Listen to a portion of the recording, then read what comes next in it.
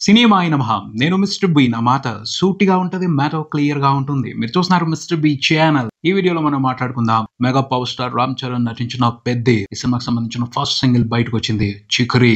ఆ song report ని మాట్లాడుకుందాం ఈ వీడియోలో. చిక్రీ ఈ సాంగ్ సంబంధించిన ప్రోమోని ముందు బయటకు వదిలారు. ప్రోమో మాత్రం బద్దలు కొడేసింది, వైరల్ అయిపోయింది, ఆసక్తిని పెంచేసింది, పాట మీద మాత్రం నెక్స్ట్ లెవెల్ కి తీసుకువెళ్ళిపోయింది. ముఖ్యంగా ఆ హుక్ స్టెప్, హమ్మింగ్, ఆ చిక్రీ చిక్రీ అనే వర్డ్, దాని బ్యాక్గ్రౌండ్ ఇవన్నీ కూడా బాగా రిజిస్టర్ అయ్యాయి, బాగా ఓన్ చేసుకున్నారు. ఒక ఇంట్రెస్టింగ్ పాట బయటకు వస్తుంది అని హోప్ పెట్టేసుకున్నారు మెగా పవర్ స్టార్ ఫ్యాన్స్, అలాగే తెలుగు మూవీ లవర్స్ కూడా. ఎక్స్పెక్టేషన్స్ అయితే సూపర్ గా రేజ్ చేయగలిగారు మూవీ టీమ్. పాట కోసం వెయిటింగ్ నడిచింది, పాటని బయటికి తీసుకొచ్చేసారు. వచ్చింది, స్టార్ట్ అయింది. వింటం మొదలు పెట్టిన తర్వాత ఏం చేస్తాం? వినేస్తాం. వినటం అయిపోయిన తర్వాత మళ్ళీ విన్నాం, మళ్ళీ అయిపోయింది. అలా 2-3 సార్లు విన్న తర్వాత కొన్ని విషయాలు అర్థమయ్యాయి. ముందు పాజిటివ్ విషయాలు మాట్లాడుకుందాం. చిక్రీ తెలుగు పాట గురించి ముందు మాట్లాడుకుందాం. ఆ తర్వాత మిగతా భాషల్లో కూడా ఈ పాటని విడుదల చేశారు, వాటి గురించి కూడా మాట్లాడుకుందాం. ఇది లిరికల్ వీడియో కాదు, అంటే మ్యూజిక్ డైరెక్టర్, సింగరు వీళ్ళు కూడా ఆలాపన చేసుకుంటూ ఒక ఫీల్ లోకి వెళ్ళారు. ఆ విజువల్స్ చూపిస్తూ మాక్సిమం సినిమాలో విజువల్స్ నే చూపెట్టేశారు. ఇది వీడియో సాంగే, లిరికల్ వీడియో కాదు. పాట ఎలా ఉంటుంది, పాటలో ఫీల్ ఎలా ఉంటుంది, పాటలో ఎలాంటి మ్యాజిక్ ఉంటుంది, మూమెంట్స్ ఉంటాయి, వీటన్నిటిని కూడా దాదాపు చూపించేశారనే చెప్పాలి. పాట మొత్తం 2-3 సార్లు చూసిన తర్వాత బాగా నచ్చిన విశేషం ఏమిటి అంటే రత్నవేల్ గారి సినిమాటోగ్రఫీ అండ్ విజువల్స్ అదిరిపోయినాయి. అంతే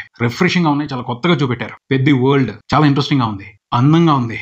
ఎక్స్పెక్ట్ చేయాలి ఇంత అందంగా ఉంటుంది అని. చాలా బాగా లొకేషన్స్ ను పట్టుకున్నారు, ప్రొడక్షన్ డిజైనింగ్ బాగా జరిగింది, అండ్ ఆ విజువల్స్ ని తన కెమెరాతో సూపర్ గా బంధించారు. రత్నవేల్ పెయింటింగ్ కనబడుతుంది. ఈ పాటకు సంబంధించి ఆయన చూపించిన విజువల్స్, ఆయన క్రియేట్ చేసిన లైటింగ్ మ్యాజిక్ అదంతా కూడా చాలా స్పెషల్ గా ఉంది, బ్యూటిఫుల్ ఉంది, ఎక్స్ట్రాడినరీ ఉంది. ఈ పాటకు సంబంధించి ఫస్ట్ హైలైట్ మాత్రం రత్నవేల్ గారే మ్యాజిక్ క్రియేట్ చేశారు తన విజువల్స్ తో. ఆ తర్వాత Ram Charan performance is extraordinary, wonderful ఉంది, చాలా బాగా చేశారు. పెద్ది ఒక అమ్మాయిని ప్రేమించాడు, ఆ ప్రేమ పారవశ్యంలో పాడుకుంటున్నాడు, నాటుగా పాడుకుంటున్నాడు, మొరటుగా పాడుకుంటున్నాడు, చాలా ఫీల్ తో పాడుకుంటున్నాడు. అదంతా బాగుంది. పాడుకుంటూ డాన్స్ కూడా వేస్తున్నాడు. మాస్ మూమెంట్స్ అవి జానీ మాస్టర్ కదా, మంచి మూమెంట్స్ కంపోజ్ చేశారు. ఆ మూమెంట్స్ ని తన పర్ఫార్మెన్స్ తో సూపర్ గా ఎలివేట్ చేస్తున్నారు. రామ్ చరణ్ డాన్స్ చేస్తే అదో మ్యాజిక్ ఉంటుంది. అది మనస్ఫూర్తిగా డాన్స్ చేశాడు అనుకోండి, ఇంకా ఆ మ్యాజిక్ వేరే లెవెల్ కి వెళ్తుంది, డబుల్ ఇంపాక్ట్ ఉంటుంది. అది ఉంది. రామ్ చరణ్ పర్ఫార్మెన్స్ కి సంబంధించి డబుల్ ఇంపాక్ట్ కనపడుతుంది. దాన్ని మాత్రం తనివి తీరా ఎంజాయ్ చేయొచ్చు. ఫ్యాన్సే కాదు, మూవీ లవర్సే కాదు, డాన్స్ ని ఇష్టపడే ప్రతి ఒక్కరు కూడా ఆ మూమెంట్స్ ని ఎంజాయ్ చేస్తారు. లవ్ ఫీల్ ని ఎంతమంది ఎంజాయ్ చేస్తారు అంటే మాస్ పీపుల్ ఎక్కువ ఎంజాయ్ చేస్తారు, మామూలు వాళ్ళు జస్ట్ చూస్తూ ఉంటారు. ఎందుకంటే ఒక దోషం దొరికింది, దాని గురించి తర్వాత మాట్లాడదాం. సిచ్యువేషన్ బాగుంది, అంటే ఇలాంటి సిచ్యువేషన్ రెగ్యులర్ గా చాలా సినిమాల్లో కనిపిస్తూ ఉంటుంది. అదే సిచ్యువేషన్ ని మళ్ళీ పట్టుకొచ్చారు ఈ సినిమా కోసం బుచ్చిబాబు సానా. ఆయన రెహమాన్ గారితో మాట్లాడుతున్నప్పుడు ఇంట్రెస్టింగ్ గా ఏదైనా ఇచ్చుంటారు అని అనుకోవడం జరిగింది. కాకపోతే స్ట్రాంగ్ గా పుష్ప రిఫరెన్స్ కనపడుతుంది. పుష్పలో కూడా ఇలాంటి సాంగ్ ఉంటుంది కదా, హీరో కూడా ఇలాగే పాడుకుంటాడు కదా, అదే మాదిరి ఇంపాక్ట్ కనపడుతుంది. అలాంటి సిచ్యువేషన్ పట్టుకొచ్చారు. ఇంకొంచెం డిఫరెంట్ సిచ్యువేషన్ ఏదైనా పట్టుకొచ్చినట్టయితే బాగుండేదేమో అనిపించింది. బట్ కథ ప్రకారం ఆయన చాయిస్ ని ఎవరు కూడా క్వశ్చన్ చేయడానికి లేదు. పెద్ది ప్రేమ పారవశ్యాన్ని ఇలా చూపించాలి అనుకున్నారు, చూపెట్టారు బుచ్చిబాబు సానా. బాగుంది. రెహమాన్ గారు ట్యూన్ కూడా బాగుంది, ట్యూన్ ఇంప్రెసివ్ గా ఉంది, హమ్మింగ్ బాగుంది. అసలు పాట స్టార్ట్ అయ్యే ముందు వచ్చిన హమ్మింగ్ అయితే చాలా ఇంట్రెస్టింగ్ గా ఉంది. ఆ తర్వాత పాట సాగిన విధానం కూడా బాగుంది, మ్యూజిక్ బాగుంది, మ్యూజిక్ కంపోజిషన్ బాగుంది, సాంగ్ డిజైనింగ్ బాగుంది. ఒక్క విషయం తప్పించి మాట్లాడతా, దాని గురించి తర్వాత మాట్లాడతా. ఇంకొక విశేషం ఏమిటి అంటే heroine Jahnavi Kapoor. Surprising matter ఏమిటి అంటే జాహ్నవి కపూర్ క్యారెక్టర్ హీరో కంటే మాస్ గా ఉంది, హీరో కంటే ఓవర్ మాస్ గా ఉంది. హీరోయిన్ అంటే లావణ్యంగా ఉండాలి, అందంగా ఉండాలి అనుకోవాలి, కానీ మొరటగా ఉంది. మామూలు మొరట కాదు, లిమిట్ దాటిపోయిన మొరటతనం కనబడుతుంది. కొంచెం రెక్లెస్ రెవల్యూషన్ కనబడుతుంది ఆ అమ్మాయి క్యారెక్టర్ లో. ఆ అమ్మాయిని ఇష్టపడుతున్నాడు పెద్ది. అంతే, ఎవరు నచ్చుతారో చెప్పలేము. పెద్దికి అమ్మాయి నచ్చింది, సో ఆ అమ్మాయి అదృష్టం అనే చెప్పాలి. అంతే. జాహ్నవి కపూర్ ను కూడా ఇంట్రెస్టింగ్ గానే చూపెట్టారు. మాస్ హీరోయిన్ కదా, కొంచెం మాస్ గానే చూపెట్టారని చెప్పాలి. ఓకే, నడిచిపోతుంది. ఇక మ్యాటర్ పోతాం. దోషం దొరికిందని చెప్పాం కదా.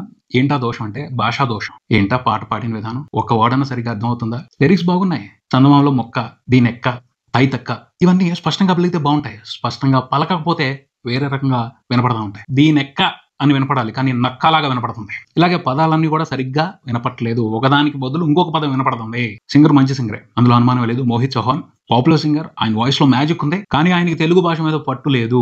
ఏవైతే పదాలు ఆయన చేత పాడించారో అవి కొంచెం కాంప్లికేటెడ్ పదాలు, ఆయనకి లొంగలేదు ఆ పదాలు, వాటిని ఆయన ప్రాపర్ గా అర్థం చేసుకోలేదు, సరిగ్గా పలకట్లేదు, అయినా సరే పాడించేశారు. దారుణమైన దోషం ఇది. నిజంగా మిగతా భాషల్లో ఈ పాటను ఏంటంటే చాలా ఇంట్రెస్టింగ్ అనిపించింది. ముఖ్యంగా హిందీలో సూపర్ ఉంది, ఒక మంచి ఫీల్ వస్తుంది, మైమారిచిపోతున్నాం. ఎందుకని ఆ సింగర్ కి హిందీ బాగా వచ్చు, పదాలన్నింటినీ స్పష్టంగా పలుకుతున్నాడు, ఇవ్వాల్సిన ఇంపాక్ట్ ఇస్తున్నాడు, కానీ తెలుగులో ఆ ఇంపాక్ట్ రావటం లేదు. Complete disturbance. ఏం మాట్లాడుతున్నాడు, ఏం పలుకుతున్నాడు, ఏంటిది, ఈ డిస్టర్బెన్స్ నడుస్తుంది. ఏంటా ఫీల్, అసలు ఏం అర్థం కావట్లేదు. భాషా దోషం, పదాలు సరిగ్గా పలకకుండా ఎలా పాడించేశారు. ఏమనుకోవాలి, ఏం పర్వాలేదు, మాస్ హీరో, ఆయన సినిమాకి సంబంధించిన ఏ విషయం బయటకు వచ్చినా ఒప్పేసుకుంటారు, అడ్జస్ట్ అయిపోతారు అనుకోవటమా? కరెక్ట్ గా అయితే లేదు. బుచ్చిబాబు సానాకి ఒక టేస్ట్ ఉంటుంది పాటలకు సంబంధించి. ఉప్పిన మూవీలో చూసాం, ఎలాంటి మంచి పాటలు ఇచ్చాడు, ఎంత బాగుంటాయి. వాటిని మళ్ళీ ఇప్పటికీ వింటారు చాలా మంది. కానీ ఏంటిది మిగతా భాషల్లో ఆ పాట బాగుంది, మలయాళంలో కూడా మలయాళం తెలిసిన సింగర్తో పాడించారు, కన్నడలో కూడా కన్నడ తెలిసిన సింగర్తో పాడించారు, బట్ తెలుగు వరకు ఎందుకని టేక్ ఇట్ ఫర్ గ్రాంటెడ్ అన్నట్టు ఇలా ఈ సింగర్తో పాడించారు. ఆయన మంచి సింగర్ అవ్వచ్చు, కానీ ఆయన తెలుగు పదాలని ప్రాపర్ గా పలకటం లేదు. ఒకటికి 2 సార్లు వింటే అర్థం అవదా?